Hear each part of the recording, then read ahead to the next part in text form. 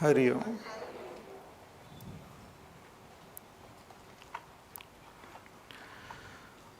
We have completed 14 chapters, and now in this 15th chapter, Bhagwan gives the summary of the entire teaching, not only of the Bhagavad Gita, but also of the entire Veda. Therefore, this chapter itself is called Shastra. Idam Guhyatamam Shastram. At the end of the chapter, there is the shloka, wherein Bhagwan says, this is Guhyatamam Shastram. It is the most secret science. That way the entire Bhagavad Gita is Shastra, but this 15th chapter is given a special importance, that it is also a Shastra. In our ashrams and many places, this chapter is regularly chanted, especially before we take our meals, lunch and dinner, we chant this chapter. Because this chapter, as I said, is the essence of the Upanishads, the Bhagavad Gita, and also the entire Veda. So knowing this chapter, we know everything. In fact, Bhagwan says, one who knows this, he is the knower of the Vedas. We have seen in the previous chapters, the nature of self is revealed. And in the superficial way, when we look at ourselves, we seem to feel that I am limited by this body, mind, intellect. But when we go to the very depth of our own self, we come to recognize that I, the self, is all pervading, and it is what is indicated in the scripture as Brahma. So this identity of the self and Brahma is revealed in all these chapters of Bhagavad Gita. Bhagwan gives various examples, and in various ways he reveals the same truth. So we saw that every chapter has got his own speciality.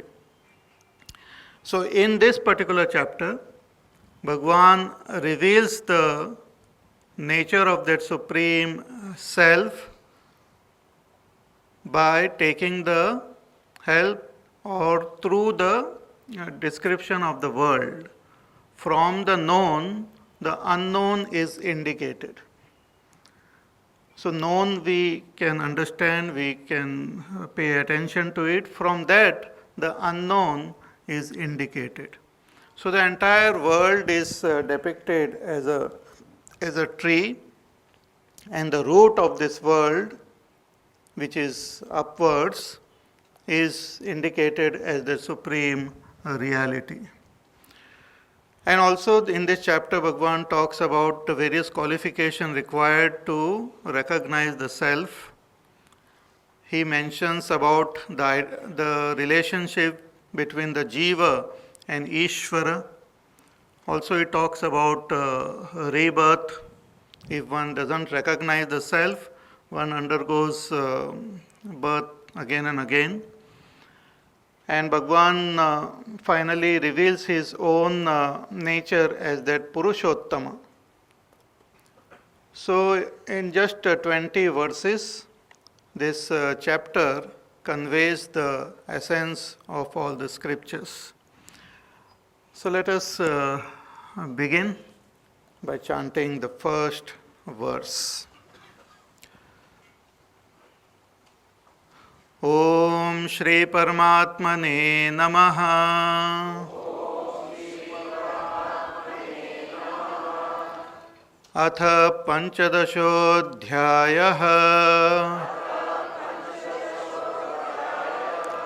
Shri Bhagavan Vacha Urdhva Moolamadha Shakham Ashwatham Prahuravyayam Chandamsi Yasya Parnani Yastam Veda Savedavita Urdhva Moolamadha Shakham Ashwatham Prahuravyayam Chandansi Yasya Parnani Yastam Veda Savedavita. Shri Bhagavan Vacha. So in the previous chapter, Bhagavan had talked about the Gunatita Purusha, and he had also given the entire teaching of the scriptures. Now by him, without even waiting for Arjuna to ask question, Bhagavan gives the essence here. He describes a tree, a very strange tree Bhagavan describes. He says that prahuhu, that it is said that there is one tree, Ashwatham. Ashwatha tree is there. Ashwatha means the people tree. Ashwatha tree, and this is avyayam. It is eternal, indestructible tree is there. And what is so special about this tree? It's urdhva moolam. It has got roots above. The roots of the tree are above. Generally trees, the roots are down. But here this tree has got roots above. And adhashakham, and all the branches, trunk and branches are below. Chandamsi yasya parnani, and the leaves of this tree are the chandamsi, are the Vedas. Chandamsi are the Vedas, are the leaves of this tree. And Bhagavan says, Yastam Veda, one who knows this tree along with its root, one who knows this tree, Sa Vedavita, that person is the knower of the Vedas. Vedas are the eternal knowledge. It is the complete knowledge of the Supreme Reality as well as the expression of that Supreme. So knowing Veda means knowing everything. Bhagavan says to know Veda is to know this tree along with its root. So what is this tree? This tree, what Bhagavan is talking about, is this entire cosmos.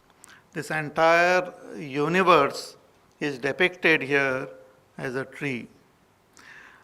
The universe is not only what we see here, but all the various lokas also.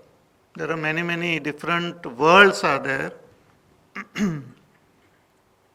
ये थोड़ा mic ठीक कर लो जरा, उसका बास travel वगैरह. So there are various worlds are there, and all these worlds are also depicted by this tree. So before we even understand the world, or as described here, we have to imagine and understand a tree, especially a peepal tree. Here Bhagavan has mentioned particularly a peepal tree, not a aam or not a mango. Mango and aam is same. But a peepal tree. What is so special about it? One is the name of that tree. It is called Ashwatha. See, every name in Sanskrit, it has got a meaning hidden in it. So when it is said Ashwatha, Shwa means tomorrow. Ashwa means not tomorrow.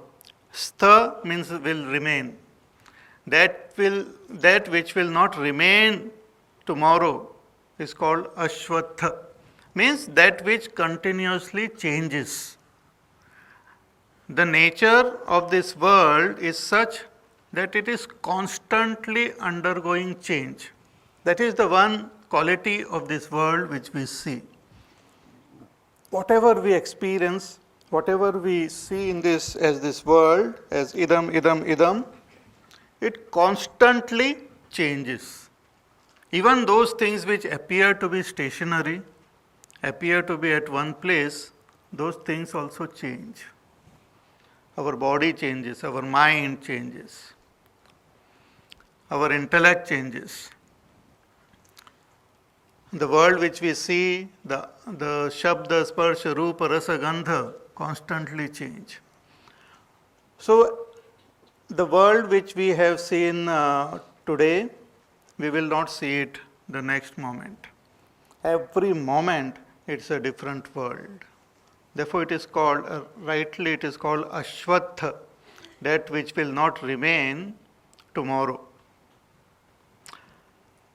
So, Ashwatha tree and this entire world is like one tree. See, one tree means it is everything is connected in this world. We may find lot of different parts to a tree. The roots are there, the trunks, the branches, the leaves, the fruit, the flowers. Various parts are there in the tree, but all of them are intimately connected. There is one life principle which connects each and every part of this tree. It is one tree, growing as one unit. It is one as though one organism. Similarly, this entire world which Bhagavan depicts here is one large organism, you can say. It's one unit. Every one of us are connected to everyone else. Everything is connected to everything else. Nothing can be separated from this world. Even that mantra, Purnamada Purnamidam, that is complete, that Supreme is complete, and the expression of that Supreme as this world is also complete. It cannot be made into little parts. Everything is connected to everything else. So as it is said in the very beautiful statement in English, that you cannot pluck a flower without disturbing the distant star. That even the star is connected to the flower in your garden. In fact, our body, all the material in the body has also come from the distant stars. So, Urdhva Moolam Adashakham is a beautiful tree. It has got its root up above. Root above means up. When we say, we always indicate something higher, something superior, something subtler, something more divine. So here when it is said up, it indicates the supreme reality.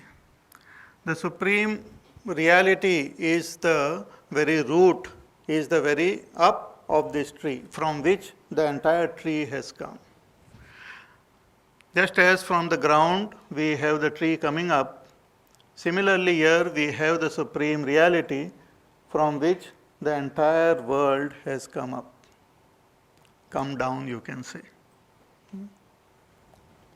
Just as we sometimes depict our family tree also. So we have our ancestors, then we say that, oh, he had 2 sons, then those sons had some 5 sons, and then they married, and their children, and their children. So it also is depicted as an inverted tree. Similarly, here also the whole world, vast cosmos, is like an inverted tree with God or that supreme Brahma as up, as the root or even above the root from where the entire cosmos has come into being. In the Upanishads also it is mentioned that Brahma is indicated as Janmadhyasya Yataha. It is that from which the entire cosmos has come into being. So that is indicated here by the term Urdhva Moolam. Its roots are above. So above is Brahma. Roots are the power of that Brahma, what we call Maya. Maya Shakti is like the roots. So Brahma, along with its power of Maya, has projected this entire world. That pure consciousness, pure existence, pure bliss, with its own power, has projected this entire world. So entire world is rooted in Brahma alone. The essence of this whole world is Brahma alone. Just as when we go to sleep, we dream, our entire dream is rooted in us. From us only the dream has come into existence. It is sustained by us, and again it merges back.